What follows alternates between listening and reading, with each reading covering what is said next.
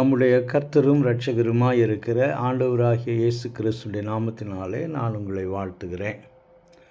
மீண்டும் ஒரு விசை கர்த்தருடைய வார்த்தை கொண்டு உங்களோடு இடைப்படுவதில் நான் மகிழ்ச்சி அடைகிறேன். நாம் நல்லவர்களாக இருந்தால் யாரும் நமக்கு தீமை செய்ய மாட்டார்கள். நாம் உண்மையுள்ளவர்களாக இருந்தால் நம்முடைய வாழ்க்கையில் நன்மையே நடக்கும். நாம் நேர்மையுள்ளவர்களாக இருந்தால் நமக்கு எல்லோரும் நேர்மையுள்ளவர்களாக இருப்பார்கள் என்று நம்புகிற ஒரு கூட்டத்து மக்களை நாம் இந்த பூமியிலே பார்க்கிறோம். இன்னொரு கூட்டத்து மக்கள் நாம் தெய்வ நம்பிக்கையுள்ளவர்களாக இருந்தால், பக்தி உள்ளவர்களாக இருந்தால், அநேக சடங்கு சம்பிரதாயங்களை கடைபிடிக்கக்கூடியவர்களாக இருந்தால் நமக்கு தீமையான காரியங்கள் ஏற்படாது என்று நம்புகிற ஒரு கூட்டத்து மக்கள் இன்னொரு கூட்டத்து மக்களையும் நாம் பார்க்கிறோம்.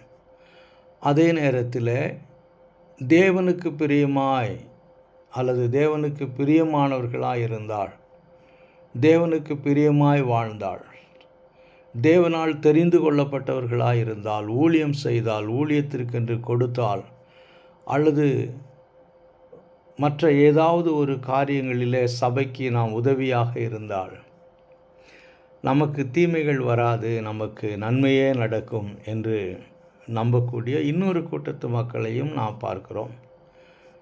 இதையே பிரதானப்படுத்தி பேசக்கூடிய ஒரு கூட்டத்து ஊழியக்காரர்களையும் நாம் என்று பார்க்கிறோம். இதை குறித்து யோசிக்கிற பொழுது சமீபத்தில் கடந்த மாதம் நாங்கள் குடும்பமாக இன்னொரு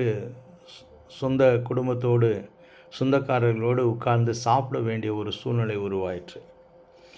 அப்படி நாங்கள் சாப்பிட்டு கொண்டு இருக்கிற பொழுது என்னுடைய பக்கத்திலே ஒரு வாலிப பெண் உட்கார்ந்து சாப்பிட்டு கொண்டிருந்தாள். அவள் சிறு பிள்ளையிலிருந்து எனக்கு தெரிந்த பிள்ளை. அவளுடைய சாப்பிடக்கூடிய அந்த தட்டிலே பார்க்கிற பொழுது அந்த மேஜையிலே பலவிதமான ருசிகரமான உணவுகள் இருந்தாலும் கூட ஒரு சில குறிப்பிட்ட 2 அல்லது 3 காரியங்களை மாத்திரமே அந்த பிள்ளை எடுத்து சாப்பிட்டு கொண்டிருந்தாள். அவளை சற்று நேரம் நான் உற்று பார்த்தேன். அதற்கு பிறகுதான் எனக்கு தெரியும், அவள் சிறு பிள்ளையிலே இருந்த அந்த குறிப்பிட்ட வகை உணவைத்தான் சாப்பிடுவாள். அதாவது தயிர் சாதம் என்றால் அவளுக்கு ரொம்ப பிடிக்கும். அதை தவிர்த்து நீங்கள் மற்ற எந்த விதமான ருசியான பதார்த்தங்கள் வைத்திருந்தாலும் கூட அவள் தயிர் சாதத்தை விரும்பி சாப்பிடுவாள். அது நாளடைவில் என்ன ஆயிற்று என்று சொன்னால், வேறு எந்த விதமான நல்ல ஆகாரத்தை அவள் சாப்பிட்டாலும் கூட அவளுடைய சரீரத்துக்கு அதை ஏற்றுக்கொள்ள முடியாமல் போயிற்று. எனக்கு அருமையான தேவனுடைய பிள்ளைங்களே, நம்முடைய சரீரத்தையும் அதனுடைய இயக்கத்தையும் நாம் உற்று பார்க்கிற பொழுது தேவனுடைய நாமம் மகிமையடையும். ஏனென்று சொன்னால், நம்முடைய கண்கள் பலவிதமான காட்சிகளை பார்த்து அடையாளம் பிரித்தெடுக்கக்கூடிய தன்மையுடையது.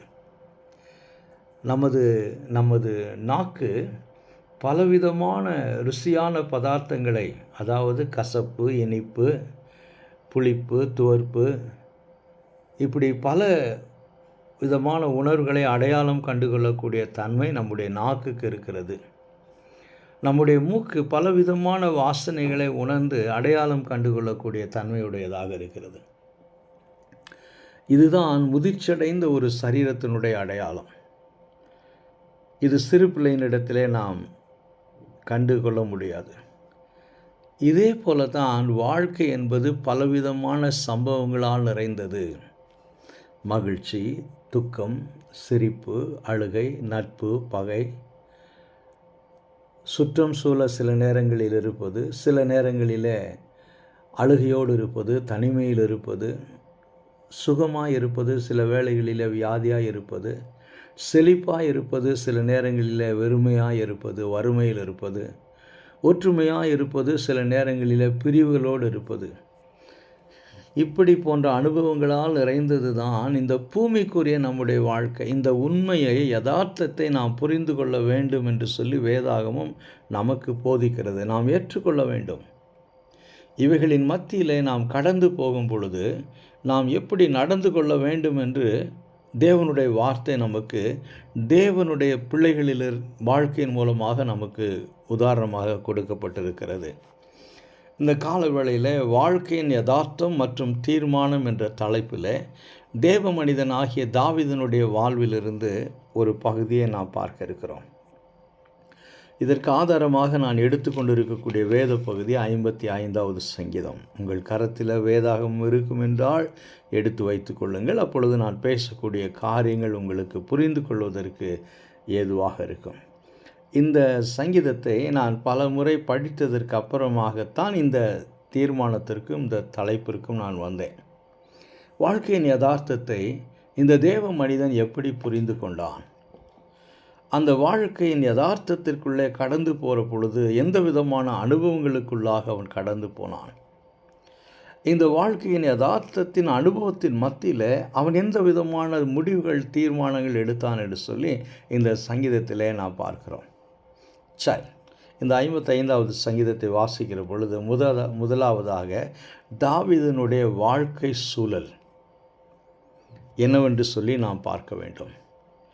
அதற்கு முன்பாக தாவீது யார் என்று சொல்லி நாம் பார்ப்போம் என்றால், வேத வசனத்தின் வெளிச்சத்தில் தேவனுடைய இருதயத்திற்கேற்ற புருஷன், தேவனால் தெரிந்து கொள்ளப்பட்டவன், தேவனுக்கு மிகவும் பிரியமானவன், ஆவியின் அபிஷேகத்தையும் பலத்தையும் பெற்றவன், அதன் நிமித்தமாக பல வெற்றிகளை கண்ட மனிதன், பலவிதமான உயர்வுகள், பலவிதமான ஆசீர்வாதங்கள், இப்படி அநேக நன்மையான காரியங்களை பெற்ற மனிதன்.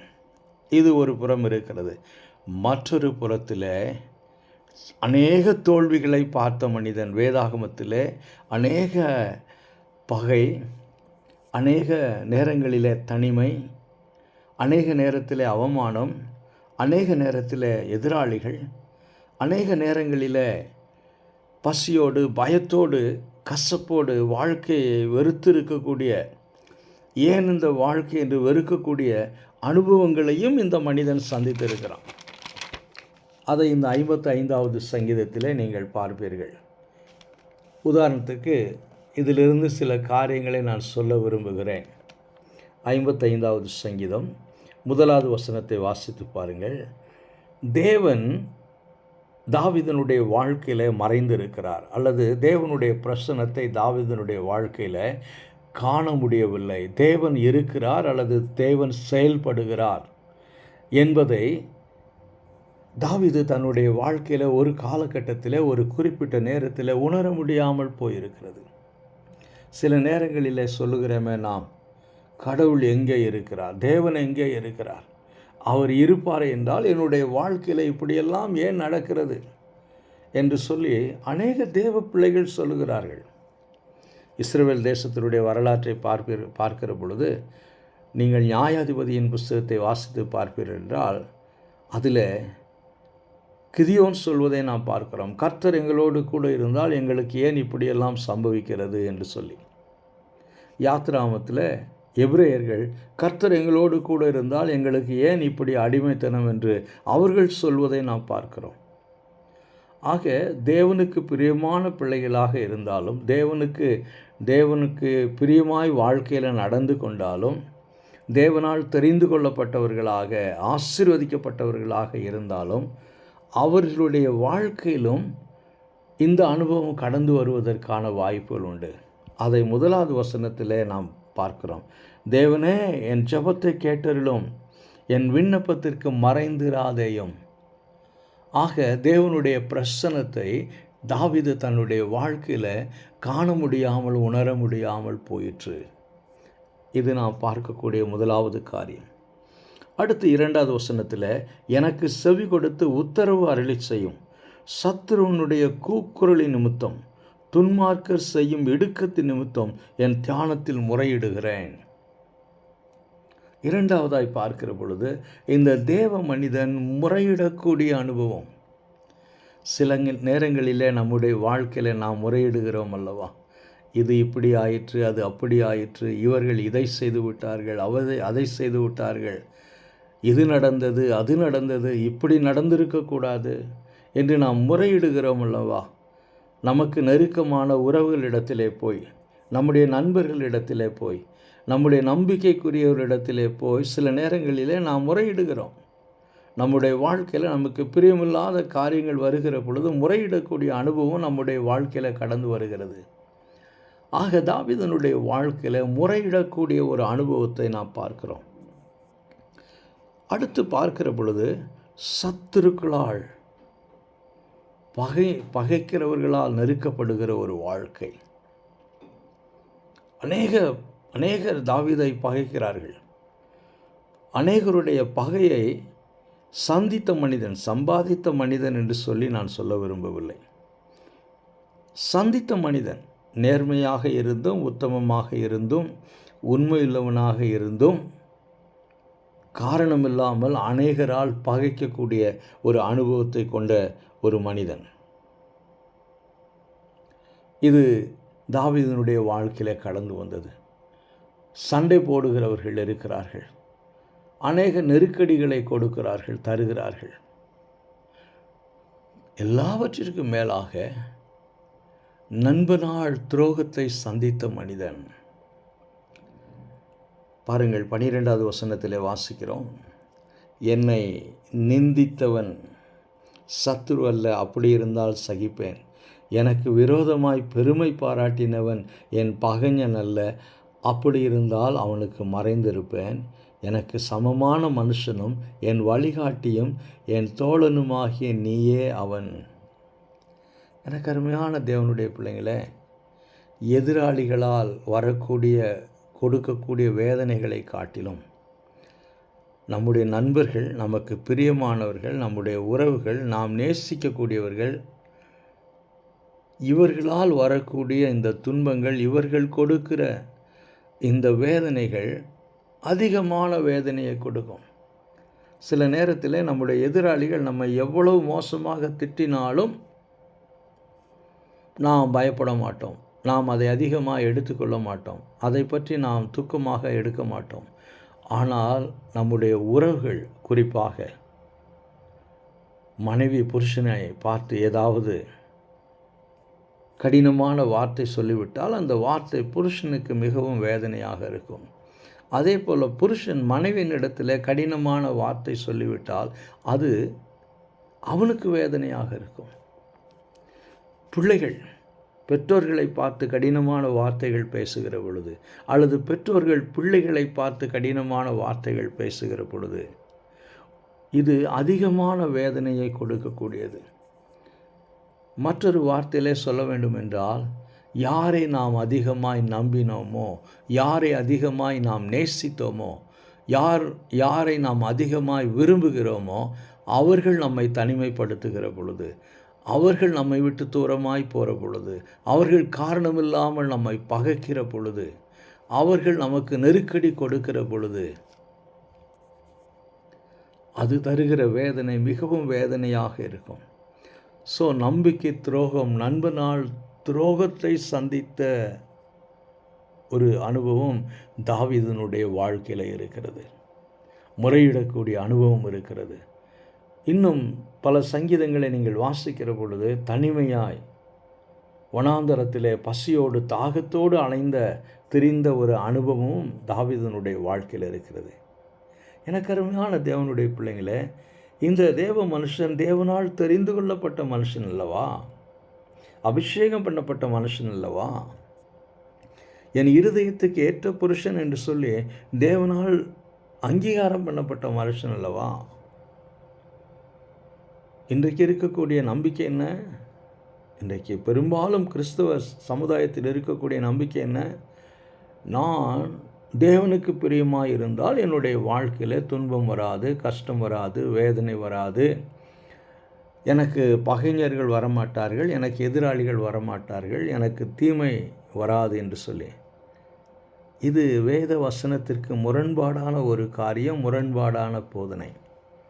வேதாகமத்தை நன்கு அறிந்தவர்களுக்கு தெரியும், யாரெல்லாம் தேவனால் தெரிந்து கொள்ளப்பட்டார்களோ, யாரெல்லாம் தேவனால் அபிஷேகம் பண்ணப்பட்டார்களோ, யாரெல்லாம் தேவனால் வல்லமையாய் பயன்படுத்தப்பட்டார்களோ, தேவனுக்கு பிரியமாய் இருந்தார்களோ, அவர்கள் எல்லாருடைய வாழ்க்கையிலும் தாவீதினுடைய அனுபவத்தின் சில பகுதிகள் காணப்படும்.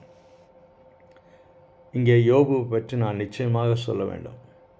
உத்தமனும் சன்மார்க்கனும் தேவனுக்கு பயந்து தீமையை விட்டு பொல்லாப்பை விட்டு விலகக்கூடிய இந்த மனுஷனைப் போல ஒரு மனுஷனும் பூமியில் இல்லை என்று சொல்லி கர்த்தர் சான்றிதழ் கொடுத்த பிறகுதான் யோபனுடைய வாழ்க்கையில் உபத்திரத்தின் உச்சக்கட்டத்திற்குள்ளாக அவன் கடந்து போகிறான். வேதனையின் உச்சக்கட்டத்திற்குள்ளாக யோபு கடந்து போகிறார். தனிமையின் பாதையில் கடந்து போகிறார். வியாதியின் பாதையில் கடந்து போகிறார்.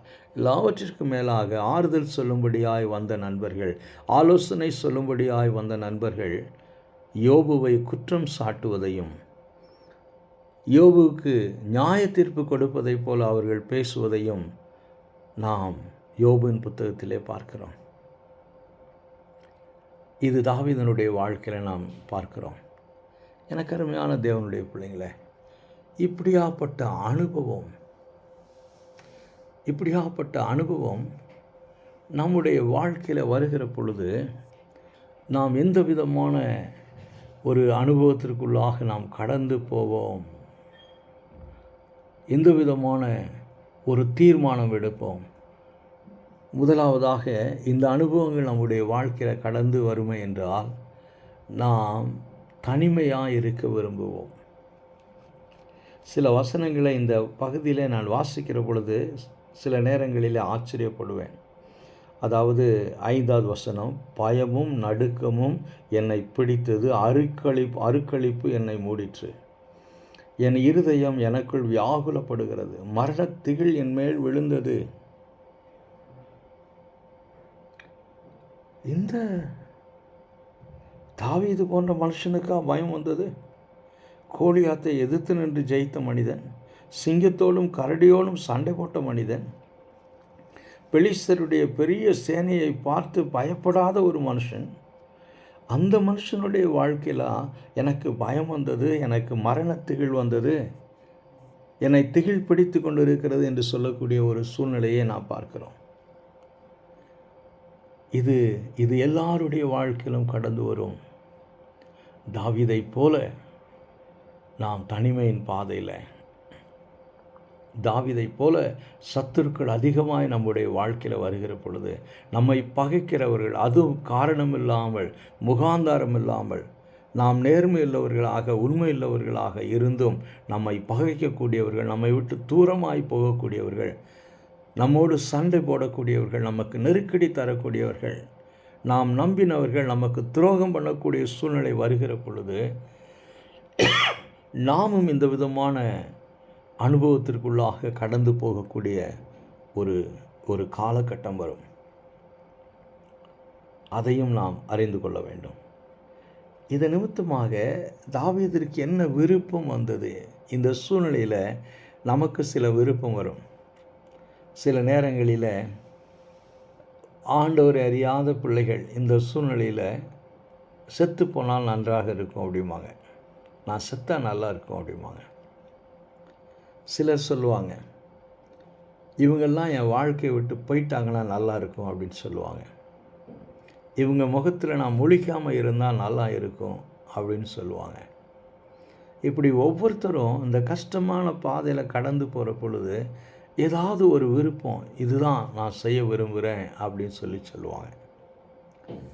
இந்த தேவ மனுஷனாகிய தாவீதனுடைய வாழ்க்கையில் இந்த அனுபவம் கடந்து வருகிற பொழுது தாவீது என்ன செய்ய விரும்புகிறார் என்று சொல்லி பார்ப்போம் என்றால், தூரமாய் போக விரும்புகிறார். பாருங்கள், என்னதான் நாம் தேவனுக்கு பிரியமான மனிதர்களாக இருந்தாலும் சில வேளைகளிலே உலக மனிதர்களைப் போல மற்ற மனிதர்களைப் போல உணர்வுகளும் நமக்கு கடந்து வரும், தீர்மானங்களும் நாம் எடுப்போம். எப்படி உலக பிரகாரமான மனிதர்கள் இவர்களையெல்லாம் விட்டு நான் தூரமாக போக விரும்புகிறேன் அப்படின்னு சொல்கிறாங்களோ, எப்படி உலக பிரகாரமான மனுஷர்கள் இவங்க முகத்தில் முழிக்கக்கூடாது, இந்த சொந்தம் வேண்டாம், இவங்களையெல்லாம் தூரமாக தள்ளி வைக்கணும் அப்படி என்று சொல்லி விரும்புகிறார்களோ, அதே போல் அனுபவம், அதே போல் ஒரு விருப்பம் நம்முடைய வாழ்க்கையிலும் கடந்து வரும். இது வாழ்க்கையின் யதார்த்தம். இந்த யதார்த்தத்தை தான் வேதாக நமக்கு சொல்லுகிறது. இதுதான் இந்த பூமியில் நாம் வாழுகிற பொழுது, அதுவும் குறிப்பாக விசுவாசிகளாக தேவனுக்கு பிரியமான பிள்ளைகளாக தேவனால் தெரிந்து கொள்ளப்பட்ட பிள்ளைகளாக நாம் இந்த பூமியில் வாழுகிற பொழுது இந்த அனுபவங்கள் கடந்து வரும். இதுதான் வாழ்க்கையின் யதார்த்தம். இதை ஏற்றுக்கொள்வதற்கு மனப்பக்குவம் உள்ள கிறிஸ்தவ சமுதாயம் இன்றைக்கு வேண்டும். நான் சொன்னேன் அல்லவா, சிறு வயதிலிருந்து இன்றைக்கு வரைக்கும் ஒரே விதமான உணவை விரும்பி பிரியப்பட்டு சாப்பிட்டு கொண்டே இருக்கிறபடினால மற்ற உணவுகள் சரீரத்திற்குள்ளாக கடந்து போகிற பொழுது ஒவ்வாமை வருகிறது, சரீரத்தில் பிரச்சனை வருகிறது. ஒரே விதமான உபதேசம், கர்த்தர் நல்லவர், கர்த்தர் நல்லவர் தான், கர்த்தர் மாறாதவர் தான், வாதை உன் கூடாரத்தை அணுகாது, உண்மைதான். ஆனால் அதே நேரத்தில் இந்த பூமியிலே வாழுகிற பொழுது விழுந்து போன பாவ சாயலை தரித்து கொண்டிருக்கிற நாம் விழுந்து போன இந்த பூமியிலே வாழுகிற பொழுது இந்த அனுபவங்கள் நம்முடைய வாழ்க்கையில் கடந்து வரும். அநேக தேவ பிள்ளைகளுடைய வாழ்க்கையில் கடந்து வரும். வானத்திலிருந்து அக்னியை வரவழைத்த மோசையும் எலியாவும் ஒரு காலகட்டத்தில் அவர்கள் மரித்து போனால் நலமாக இருக்கும் என்று சொல்லி விரும்பினார்கள். யாரையாது? மோசே, தேவனை முகமுகமாய் தரிசித்த மனிதன், நியாயப்பிரமாணத்தை பெற்றுக் கொடுத்த மனிதன், 40 நாள் சீனாய் மலையிலே தேவனுடைய பிரசன்னத்தில் இருந்த மனிதன் மோசே ஒரு நாள் நான் மரித்து போனால் நலமாக இருக்கும் என்று சொன்னார். அதே போல எலியாவும் சொன்னார். ஏன் அந்த அனுபவம்? ஏன் இந்த முடிவு? அது தடுமாற்றத்தினால் வந்த முடிவு. தடுமாற்றம் நம்முடைய வாழ்க்கையிலும் கடந்து வரும். இந்த சங்கீதத்தில் இந்த அனுபவம் கடந்து வந்தபடியினால நம்பிக்கை துரோகம், எதிராளிகள், பகை, தேவனுடைய பிரசன்னத்தை உணர முடியாத, பார்க்க முடியாத ஒரு அனுபவம் கடந்து வந்த பொழுது தாவீது என்ன செய்ய விரும்பினார்? இங்கே நான் வாசிக்கிறோம் 6வது வசனத்தில் 7வது வசனத்தில், அப்பொழுது நான் எனக்கு புறாவை போல சிறைகள் இருந்தால் நான் பறந்து போய் இளைப்பாறுவேன்.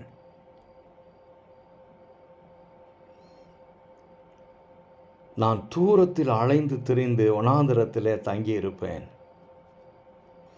ஆக தாவீது விரும்பக்கூடிய காரியம் என்னவென்றால், கர்த்தாவே நான் தூரமாய் போக விரும்புகிறேன், நான் தனிமையில் இருக்க விரும்புகிறேன், தனிமையில் இளைப்பாற விரும்புகிறேன், என்னால் சகித்து கொள்ள முடியவில்லை. இது உபத்திரத்தின் உச்சக்கட்டத்தில் விரக்தி வருகிற பொழுது அநேக தேவ பிள்ளைகள் விரும்புகிற காரியம்.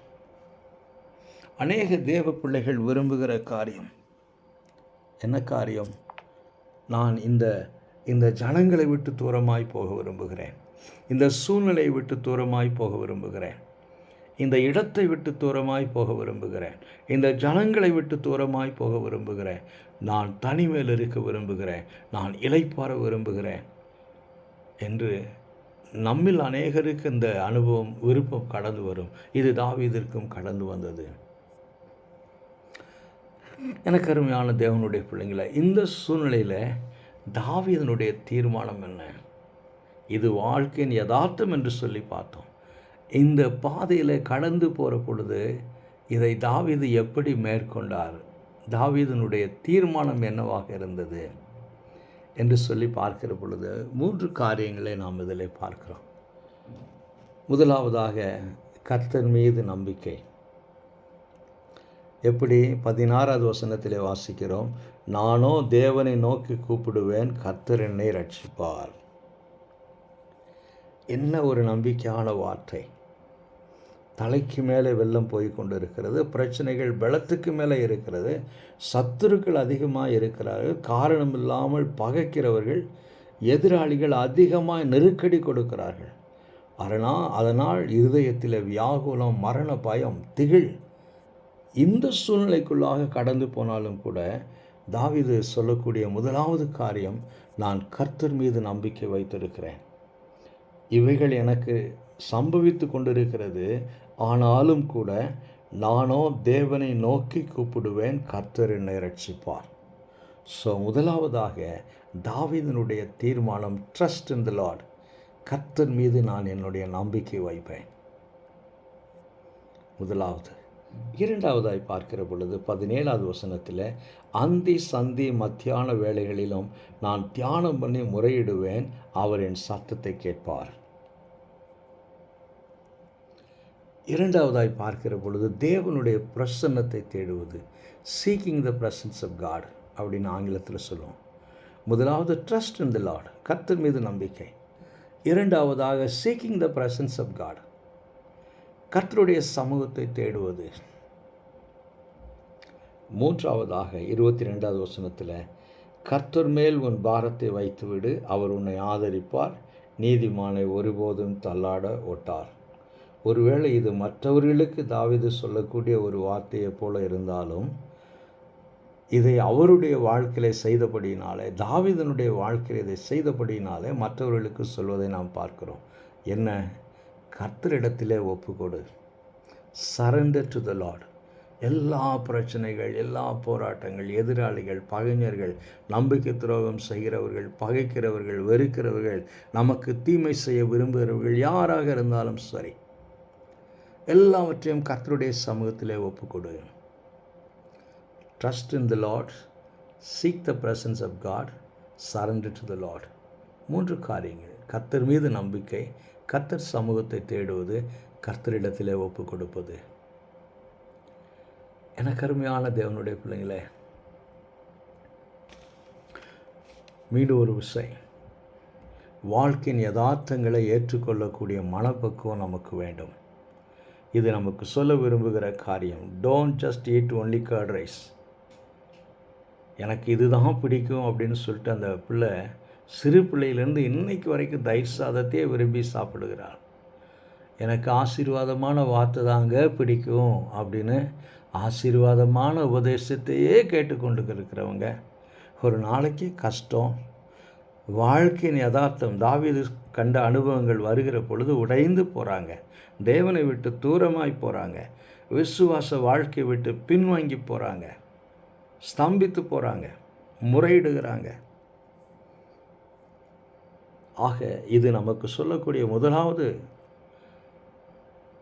காரியம் என்னவென்றால், வாழ்க்கையின் யதார்த்தத்தை ஏற்றுக்கொள்ளக்கூடிய மனப்பக்குவம் நமக்கு வேண்டும். அதுதான் ஆவிக்குரிய முதிர்ச்சியினுடைய அடையாளம். முதலாவதாக.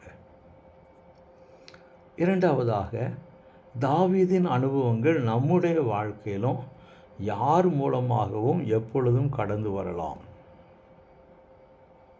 இது கண்டிப்பாக வரணும் அப்படின்னு நான் சொல்ல விரும்பலை, அதே சமயத்தில் வராது என்று சொல்லி நான் சொல்லவும் விரும்பலை.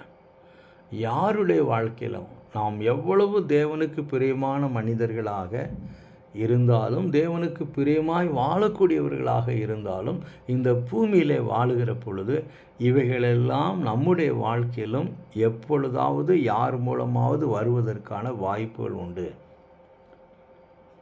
அதையும் ஏற்றுக்கொள்ளக்கூடிய மனப்பக்குவம் நமக்கு வேண்டும். ஐயோ, நான் இவர்களை இப்படி நம்பியிருந்தேனே. நான் என்னுடைய தனிப்பட்ட அனுபவத்திலிருந்து பேசுகிறேன். ஒரு சிலரே நம்முடைய வாழ்க்கையில் அதிக நம்பிக்கைக்குரியவர்களாக எடுத்திருப்போம், ஆனால் அவர்களே நமக்கு விரோதமாக எழுந்து நிற்பார்கள். அந்த வேதனை மிக கொடியதாக இருக்கும். அந்த வேதனையினுடைய உச்சக்கட்டம், அந்த வேதனையினுடைய தன்மை இதயத்திற்கு மாத்திரமே தெரியும். கண்கள் வெளியே கண்ணீர் விடுகிறது, ஆனால் இதயம் உள்ளே இரத்தம் சொட்ட கண்ணீர் விட்டு கொண்டிருக்கும். இதையும் நாம் ஏற்றுக்கொள்ளக்கூடிய மனப்பக்குவம் நமக்கு வேண்டும். மூன்றாவதாக, இதிலிருந்து நாம் விடுதலை பெற்று தொடர்ந்து தேவனோடு நாம் நடக்க வேண்டும் என்றால், தாவீதைப் போல நாம் கர்த்தர் மேல் நம்முடைய நம்பிக்கை வைக்க வேண்டும். தாவீதைப் போல நாம் கர்த்தர் சமூகத்தை தேட வேண்டும். தாவீதைப் போல கர்த்தருடைய சமூகத்தில் நம்முடைய வாழ்க்கையின் காரியங்களை ஒப்பு கொடுக்க வேண்டும். அருமையான வசனம், கர்த்தர் மேல் உன் பாரத்தை வைத்துவிடு. சில நேரங்களில் சொல்லுகிறோம் அல்லவா, ஐயோ, என்னால் இந்த வாழ்க்கை பாரத்தை சுமக்க முடியவில்லை, இந்த கஷ்டத்தை என்னால் சுமக்க முடியவில்லை, நான் தனிமையிலே சுமந்து கொண்டிருக்கிறேன், இனிமேல் என்னால் முடியாது என்ற உணர்வு எப்பொழுதெல்லாம் நம்முடைய வாழ்க்கையில் கடந்து வருகிறதோ அப்பொழுதெல்லாம் இந்த தாவீதனுடைய அனுபவம், இந்த தீர்மானங்கள் நம்முடைய வாழ்க்கையில் கடந்து வர வேண்டும். கர்த்தர் மேல் உன் பாரத்தை வைத்துவிடு, அவர் உன்னை ஆதரிப்பார். நீதிமானை ஒருபோதும் தள்ளாட விட மாட்டார். எனக்கு அருமையான தேவனுடைய பிள்ளைங்களே, இது வாழ்க்கையின் யதார்த்தம். இந்த வாழ்க்கையின் யதார்த்தத்தை நாம் புரிந்து கொள்ள வேண்டும் என்று சொல்லி கர்த்தருடைய வார்த்தை நமக்கு அவரால் பயன்படுத்தப்பட்ட தேவ பிள்ளைகளின் வாழ்க்கையிலிருந்து நமக்கு வெளிப்படுத்தப்பட்டிருக்கிறது. கர்த்ததாமே இந்த வார்த்தையை கொண்டு நம்மோடு பேசுவாராக, நம்மை உடைத்து உருவாக்குவாராக. ஆமென்.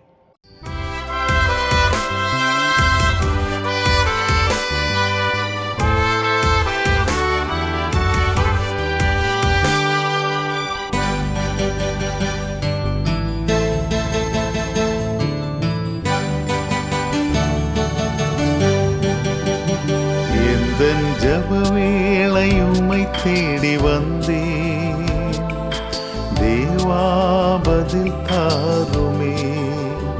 எந்தன் கோட்டை எந்தன் தஞ்சம் நீரே, உம்மை நான் நாடி வந்தேன். எந்தன் ஜப வேளை உம்மை தேடி வந்தேன், தேவா பதில் தாருமே. எந்தன் கோட்டை எந்தன் தஞ்சம் நீரே, உம்மை நான் நாடி வந்தேன்.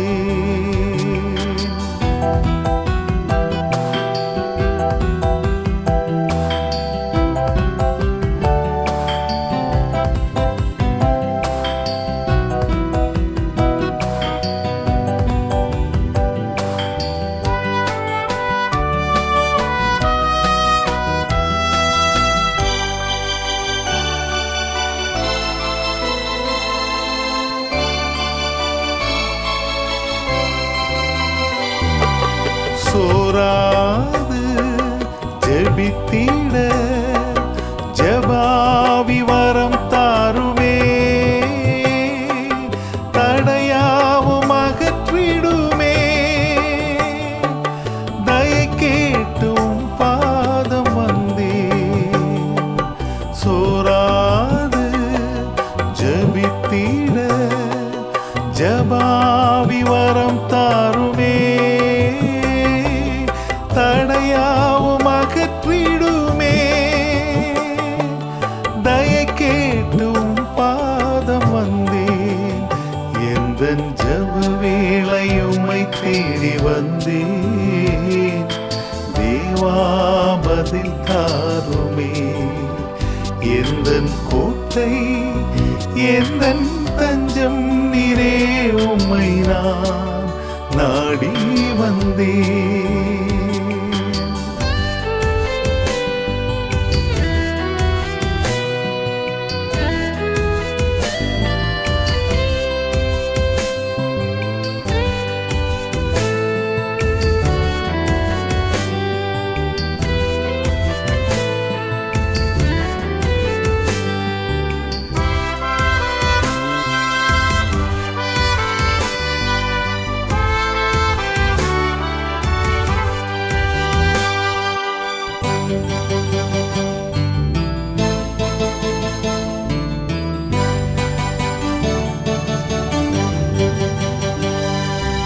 உம்மோடு எந்நாளும் உறவாட அருள் செய்யுமே. கர்த்தாவே உம் வார்த்தையை கேட்டிட காத்திருப்பேனே. உம்மோடு எந்நாளும் உறவாட அருள் செய்யுமே. கர்த்தாவே உம் வார்த்தையை கேட்டிட காத்திருப்பேனே.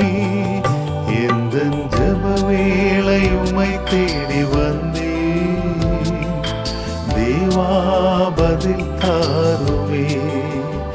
எந்தன் கோட்டை எந்தன் தஞ்சம் நீரே, உம்மை நான் நாடி வந்தேன்.